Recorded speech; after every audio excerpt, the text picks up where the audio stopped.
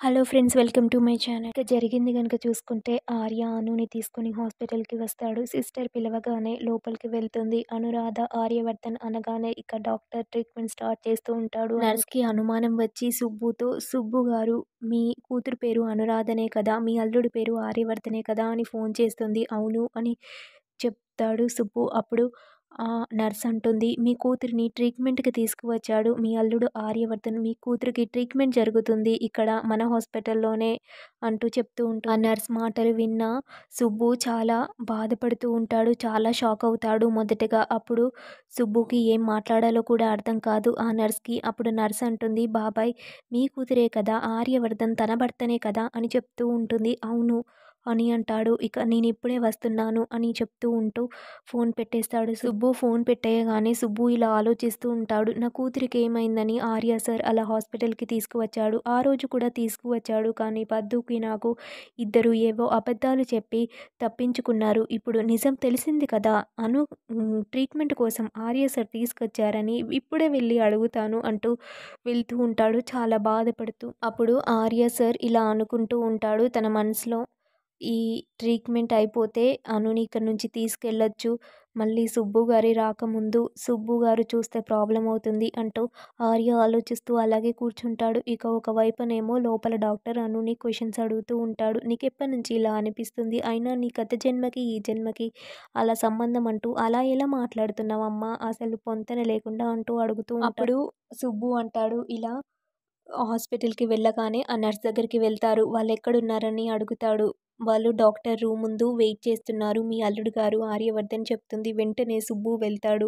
సుబ్బు వెళ్ళి ఆర్య ముందు నిల్చుంటాడు. "ఆర్య సార్ ఇప్పుడైనా రావడం" అని అడుగుతాడు. ఒకేసారి ఆర్య షాక్ అయి లేచి, "సుబ్బు గారు మీరేంటి ఇక్కడ" అని అంటాడు. "నేను ఈ హాస్పిటల్‌లో టీ పంచుతున్నాను డాక్టర్.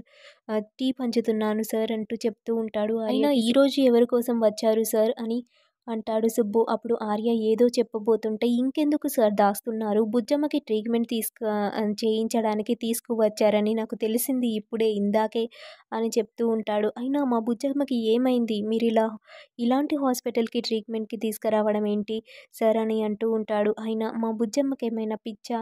మీరు ఇలాంటి హాస్పిటల్‌కి తీసుకువచ్చారు. తను బానే ఉంది కదా మానసికంగా" అని అంటూ ఉంటాడు సుబ్బు. అప్పుడు ఆర్య చాలా షాక్ అవుతూ ఉంటాడు.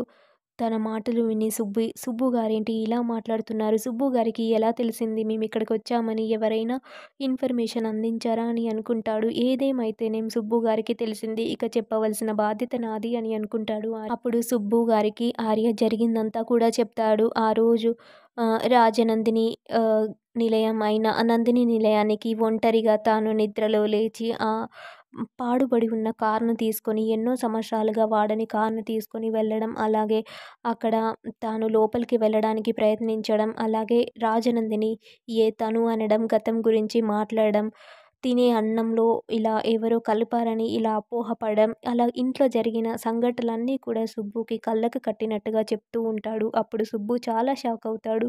"బుజ్జమ్మ ఇలా చేసిందా" అంటూ. అప్పుడు ఆర్య ఇలా అంటూ ఉంటాడు తన మాటలతో. ఇలా చెప్తూ ఉంటాడు సుబ్బుకి. సుబ్బు అంటాడు, "బుజ్జమ్మకి నిజంగా ఏదో జరిగింది సార్" అని అంటూ ఉంటాడు. "అష్టమి గడియలే అనుకున్నాను. ఇలా సాధారణ రోజుల్లో కూడా ఇలా ప్రవర్తిస్తుందా" అంటూ అలా కూర్చొని తల పట్టుకొని ఏడుస్తూ ఉంటాడు. అప్పుడు ఆర్య అంటాడు, "అందుకోసమే అను బాగుండాలని ఇక్కడికి తీసుకువచ్చాను. వేరే ఒక ఉద్దేశంతో కాదు" అని అంటూ ఉంటాడు ఆర్య. డాక్టర్ బయటికి వచ్చి, "మీరు వెళ్ళి పేషెంట్‌ని చూడొచ్చు, మాట్లాడొచ్చు. తనకి మొదటి డోస్ ఇంజెక్షన్ ఇచ్చాను. తనకి ట్రీట్మెంట్ స్టార్ట్ అయింది" అంటూ చెప్తూ ఉంటాడు. ఇక సుబ్బు అంటాడు, "మా బుజ్జమ్మని చూడొచ్చా? మా బుజ్జమ్మకి బానే ఉంది కదా" అంటూ డాక్టర్‌ని అడుగుతూ ఉంటాడు. అలా ఆవేదన పడుతూ, "మీరేం పర్లేదండి. మీరు తన నాన్నగారా" అని అడుగుతూ ఉంటాడు. "అయినా సుబ్బు గారు మీరిక్కడే చేస్తున్నారు కదా, మీ కూతురిని మొదటిసారి ఇక్కడికి తీసుకొచ్చినట్లు నీకు తెలియదా" అని అంటూ ఉంటాడు. "ఏదేమైతేనేం తనకి బాగవుతుంది. తను బానే ఉంటుంది" అని చెప్తూ ఉంటాడు. ఇక ఆర్య సుబ్బుతో అంటాడు, "సుబ్బు గారు పదండి లోపలికి వెళ్ళి చూద్దామని" అంటాడు. ఇక సుబ్బు ఆర్యతో లోపలికి వెళ్తాడు. అలా ఆహ్, ఆర్యతో పాటు సుబ్బు రావడం చూసి అను షాక్ అవుతుంది. ఆ బెడ్ మీద పడుకున్న అను లేచి కూర్చుంటుంది. అప్పుడు సుబ్బు అంటాడు, "పడుకో అమ్మా" అని అంటాడు. "ఏమైందమ్మా అలా ఉన్నావు" అని అంటాడు. అప్పుడు అను అంటుంది, "నేను బానే ఉన్నాను నాన్న. ఇంట్లో ఎవరికీ చెప్పినా కూడా అర్థం కాదు. నేను చెప్పేవన్నీ నిజాలు. నేను చేసేవన్నీ కరెక్ట్. కానీ ఆర్య సార్ మాత్రం నన్ను తప్పుబట్టి ఇలా నన్ను హాస్పిటల్‌కి తీసుకువచ్చారు అని చెప్తూ అయినా ఉంటుంది. ఆర్య సార్ నాకు జరిగిందంతా కూడా చెప్పారమ్మా. నువ్వు ఇంట్లో అలా చేస్తున్నవి, అలాగే శారదాదేవి గారిని నిందించడం ఇవన్నీ చెప్పాడమ్మా.